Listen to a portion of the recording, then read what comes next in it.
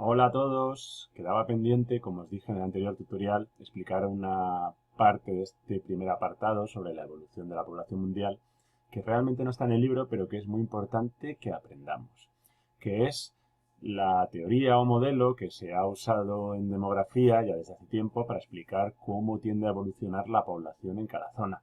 Es lo que se llama el modelo de transición demográfica, o teoría, como veis en esta representación gráfica de la transición demográfica.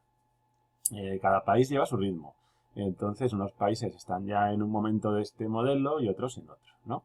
Pero este modelo, como veis, hace tres grandes etapas, o como lo llama también, regímenes demográficos. ¿Y qué diríamos que es cada una de esas etapas o regímenes demográficos? Pues un régimen demográfico sería un periodo de tiempo en el cual la natalidad, por un lado, y la mortalidad, por otro, tienen un comportamiento determinado. Cuando cambie ese comportamiento claramente, pues se pasará a otra etapa, a otro régimen demográfico. Bien, siguiendo eso, hablamos de tres regímenes demográficos: el antiguo, el de transición y el moderno. España, por ejemplo, está dentro del moderno, pero hay países pobres que están todavía saliendo del antiguo y empezando el de transición. Pero en general en todo el mundo se tiende a ver esta evolución y por eso se considera que es la teoría que mejor explica cómo se ha comportado y se comporta la población en estos aspectos de natalidad y mortalidad. Bien, pues el régimen demográfico antiguo, que en el caso de los países europeos en general tiende a durar más o menos hasta finales del XIX, principios del siglo XX, se caracterizaba, como podéis ver en este gráfico tan sencillo, por tener unas tasas de natalidad, que es la que viene aquí en verde, y de mortalidad muy altas. Y diréis, ¿y qué es la tasa de natalidad y qué es la tasa de mortalidad?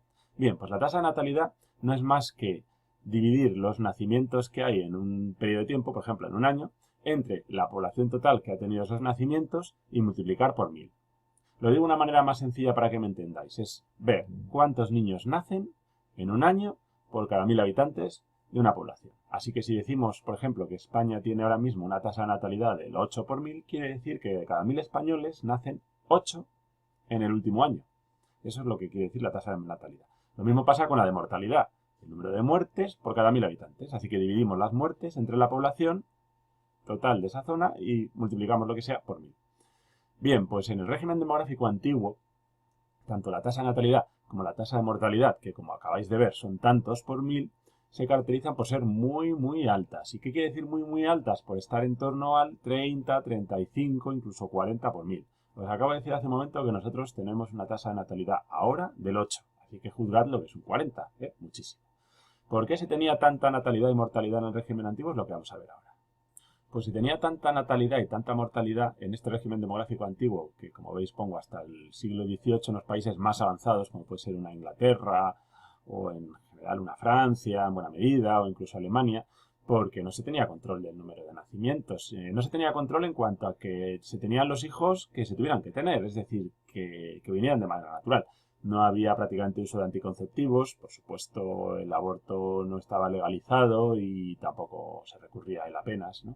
Y en ese sentido, además, la mentalidad era muy favorable a tener muchos hijos porque se consideraba que cuantos más tuvieras, más posibilidades de que alguno llegara mayor y te mantuviera cuando tú fueras viejo, ¿no? Y además la mentalidad religiosa favorecía que se tuviesen muchos hijos porque eran un don de Dios. Total, que la natalidad era elevadísima. Pero la mortalidad, como os pongo aquí en este resumen, también, ¿no? Estaba casi en las mismas cifras por la mala sanidad, la falta de fármacos y de vacunas para muchas epidemias, la mala alimentación de mucha gente, de todo en general lo que era la masa de campesinos, la higiene prácticamente nula y la recurrencia, es decir, la frecuencia en las guerras, en las crisis de malas cosechas y hambre, lo que se llama las hambrunas, o en las epidemias, y no hablemos ya solo de la peste, la viruela, el sarampión, la poliomielitis, la tuberculosis y un largo etcétera. Así que durante todo este larguísimo periodo de historia de la humanidad, que llega en algunos países hasta el siglo XVIII, en otros hasta el XIX y en algunos prácticamente hasta casi hasta ahora, pues eran muy altas la natalidad y la mortalidad y por eso el crecimiento natural, que es lo que resulta de restar a la natalidad la mortalidad, a eso le llamamos el crecimiento natural o vegetativo, era muy bajo o incluso a veces, si era mayor la mortalidad que la natalidad, negativo. Eso hizo que la población, como hemos visto en el tutorial anterior, creciera muy lentamente durante siglos y siglos y siglos hasta este 18 que estamos diciendo.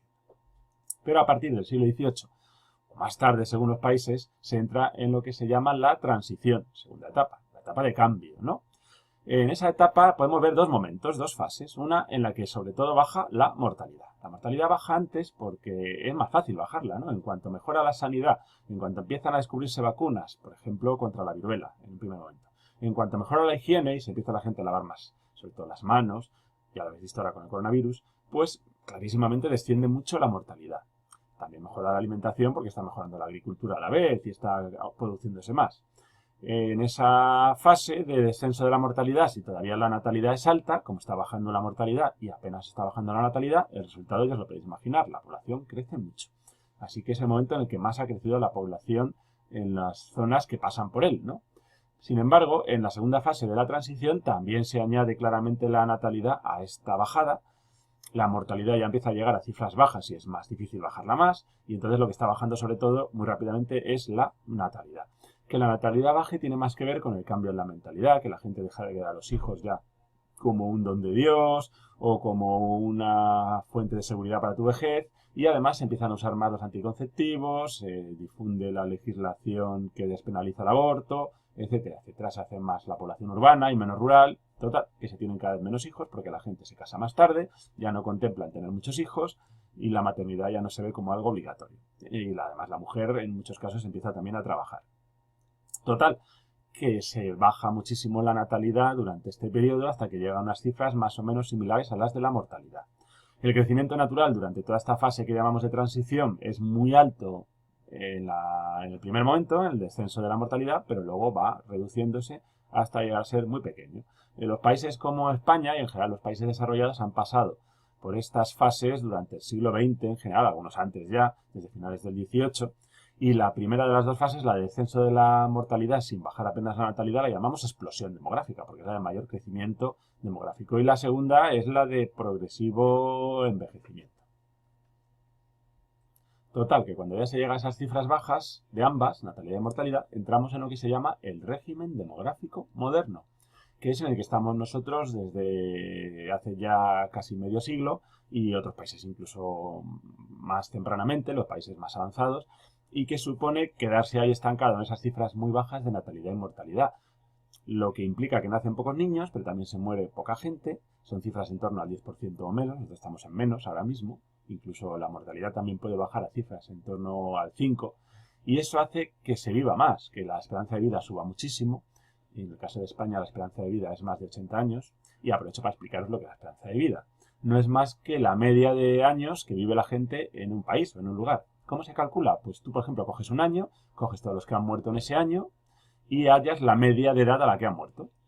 Con esa media tienes la esperanza de vida. En el caso de España y los países desarrollados está o en torno o más de 80 años. En el caso de España más, que somos el segundo relativamente país del mundo por esperanza de vida. Total, que el crecimiento natural en una situación así es muy bajo o incluso en algunos momentos negativo. En España ahora mismo es negativo. Mueren más que nacen. Y es la fase de crecimiento, por tanto, como os pongo, cero o negativo y sobre todo de gran envejecimiento de la población. Esto trae problemas, ¿eh? Trae problemas porque hay que pagar pensiones cada vez más, falta mano de obra porque cada vez hay menos jóvenes que se incorporan al mercado laboral y no es bueno que la población sea tan mayor. Sin embargo, el desequilibrio con los países en vías de desarrollo es aún más fuerte, porque esos países no han llegado todavía a este momento, están todavía en la fase de transición y están con una población jovencísima y con una natalidad en muchos casos todavía alta.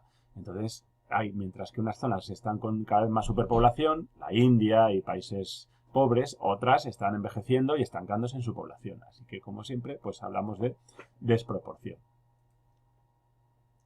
Eso es lo que os quería explicar en este tutorial, que como veis pues se ha centrado sobre todo en dar un modelo, una teoría a cómo ha evolucionado la población desde el punto de vista de la natalidad y la mortalidad en el mundo, teniendo en cuenta estos ritmos tan desiguales que hay entre sobre todo los países que llamamos del primer mundo, Europa, América del Norte y el resto. Resumiendo, para que nos queden claras las cosas, 3 etapas o regímenes dentro de esta teoría de la evolución de la población: antigua, de transición y moderna. Cada país va pasando más pronto o más tarde por ellas y algunos todavía no han llegado a la última, la moderna. La etapa antigua, natalidad y mortalidad muy altas, ya hemos visto por qué, incluso con frecuencia de las llamadas mortalidades catastróficas, que son los momentos en los que hay epidemias o guerras o hambrunas y la mortalidad sube muy por encima de lo normal y llega a ser mayor que la natalidad.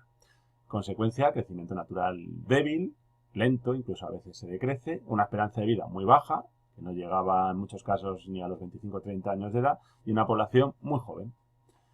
Etapa de transición, desaparece la mortalidad catastrófica y desciende la mortalidad general en un primer momento, con lo que se llega a la explosión demográfica, al periodo de más crecimiento de la población, porque todavía en esa fase de la transición la natalidad es muy alta. Segunda fase de esa etapa de transición, también la natalidad empieza a descender clarísimamente y se llega a una situación de equilibrio entre natalidad y mortalidad por abajo, ambas muy bajas, y con un crecimiento natural débil y una esperanza de vida creciente y unas poblaciones en proceso de envejecimiento, que es a lo que se llega en el régimen demográfico moderno. Tenemos una natalidad muy baja, por debajo del 10 por 1000, una mortalidad también muy baja, aunque cuesta mucho bajar más, también por debajo del 10, a veces incluso en torno al 5, y consecuencia un crecimiento muy débil, cero o incluso decrecimiento, con una esperanza de vida cada vez más alta y un porcentaje de ancianos cada vez mayor y de jóvenes y niños cada vez menor, lo que trae problemas de todo tipo. Pues esta teoría considero que es necesario que la sepamos porque es fundamental para entender este tema y aunque no venga en el libro, pues os lo he explicado en este tutorial. Si tenéis cualquier duda, ya sabéis, escribirme al correo electrónico. Hasta la próxima, que sigáis bien.